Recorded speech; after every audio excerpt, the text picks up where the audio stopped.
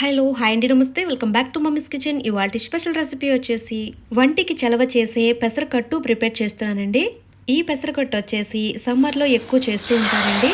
వంటికి చక్కగా చలవ చేస్తుందని, చాలా అంటే చాలా టేస్టీగా ఉంటుందండి. చేయడం కూడా చాలా సింపుల్గా ఈజీగా ప్రిపేర్ చేసేసుకోవచ్చు. అలాగే కూరగాయలు ఏమీ లేనప్పుడు ఇలా చక్కగా ప్రిపేర్ చేసుకుని కడుపు నిండా తినేయచ్చు. ఎంతో రుచిగా ఉండే పెసరకట్టు ఎలా ప్రిపేర్ చేసుకోవాలి ఇప్పుడు చూద్దాము. ముందుగా పప్పు ఉడికించుకోవడానికి కుక్కర్ తీసుకోవాలి. 1 కప్పు వరకు పెసరపప్పు తీసుకోవాలి. పప్పు వేసుకున్న తర్వాత వాటర్ వేసుకుని ఒక 2-3 సార్లు నీట్గా కడగాలి. ఇలా పప్పుని నీట్గా కడిగిన తర్వాత కడిగిన వాటర్ తీసేసుకుని పప్పు ఉడికించుకోవడానికి సరిపడినంత వాటర్ వేసుకోవాలి. నేను ఇక్కడ వాటర్ వచ్చేసి 2 కప్పుల వరకు వాటర్ వేసాను. నెక్స్ట్ వచ్చేసి 1/2 టీ స్పూన్ వరకు పసుపు వేసుకోవాలి. 5 లేదా 6 పచ్చిమిరపకాయలు ఇలా పొడవుగా తరిగి వేసుకోవాలి. ఇప్పుడు కుక్కర్ మూత పెట్టేసి స్టవ్ మీద పెట్టుకుందామండి. స్టవ్ వెలిగించుకుని స్టవ్ మీద పెట్టేసి 3 విజిల్స్ వచ్చేంత వరకు కుక్ చేసుకోవాలి.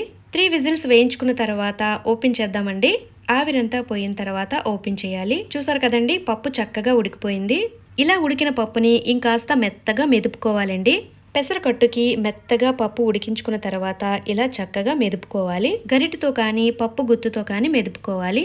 చూసారు కదండి, ఇలా మెత్తగా మెదుపుకోవాలి. ఇప్పుడు ఇందులో మంచి టేస్ట్ రావడానికి తురుముకున్న అల్లాన్ని 1 టేబుల్ స్పూన్ వరకు వేసుకోవాలి. అల్లం కంపల్సరీగా వేసుకోవాలండి, టేస్ట్ బాగుంటుంది.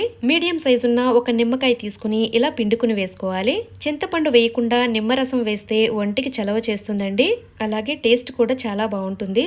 ఇప్పుడు చక్కగా మిక్స్ చేసుకోవాలి. ఇలా మిక్స్ చేసుకున్న తర్వాత పెసరకట్టుకి కావలసినంత వాటర్ వేసుకోవాలి. ఈ పెసరకట్టు కొద్దిగా పలచగా ఉంటేనే బాగుంటుంది.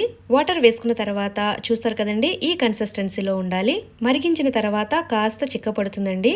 ఇప్పుడు ఇందులో టేస్ట్ కి తగ్గట్టుగా సాల్ట్ వేసుకుంటాము. నేను ఇక్కడ 1 టీ స్పూన్ వరకు వేస్తున్నాను.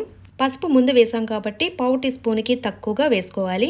2 లేదా 3 రెమ్మల వరకు కరివేపాకు వేసుకోవాలి. కట్ చేసిన కొత్తిమీర కొద్దిగా వేసుకుందాము. ఇవన్నీ చక్కగా కలిసేటట్టుగా ఒకసారి మిక్స్ చేసుకోవాలి. ఇప్పుడు స్టవ్ వెలిగించుకుని స్టవ్ మీద పెట్టేసి ఒక 5 మినిట్స్ వరకు మరిగించుకోవాలి. చూసారు కదండి, 5 మినిట్స్ మరిగించుకున్న తర్వాత కాస్త చిక్కపడింది. ఇప్పుడు ఈ పెసరకట్టుకి తాలింపు వేసుకోవాలి.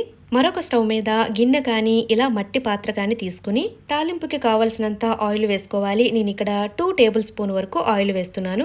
ఆయిల్ కాస్త హీట్ ఎక్కిన తర్వాత ఒక 10 వెల్లుల్లి రెబ్బలు ఇలా చిదిపి వేసుకోవాలి. నెక్స్ట్ వచ్చేసి 1/2 టీ స్పూన్ వరకు మినపప్పు వేసుకోవాలి. 1/2 టీ స్పూన్ వరకు ఆవాలు వేసుకోవాలి.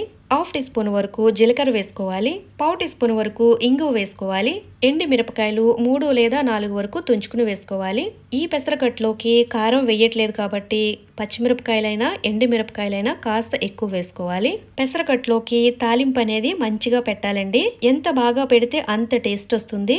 తాలింపును బట్టే టేస్ట్ అనేది ఉంటుందండి.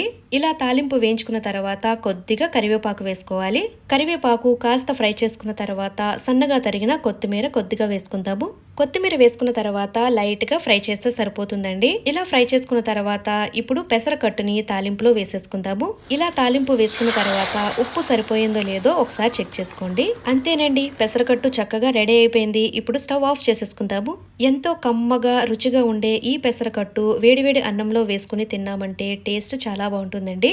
ఈ ఎండలకి ఏమీ తినబుద్ధి కానప్పుడు ఇలా పెసరకట్టు ప్రిపేర్ చేసుకుని కడుపు నిండా తినేయచ్చు. ఇక లేట్ చేయకుండా ఈ పెసరకట్టుని ఇంట్లో మీరు కూడా తప్పకుండా ట్రై చేయండి. ఇక రెసిపీ నచ్చినట్లయితే లైక్ అండ్ షేర్ చేయండి, సబ్స్క్రైబ్ చేసుకోండి. మరిన్ని స్పెషల్ వీడియోస్ కోసం బెల్ ఐకాన్ ప్రెస్ చేయండి. Thank you for watching mummies kitchen Telugu.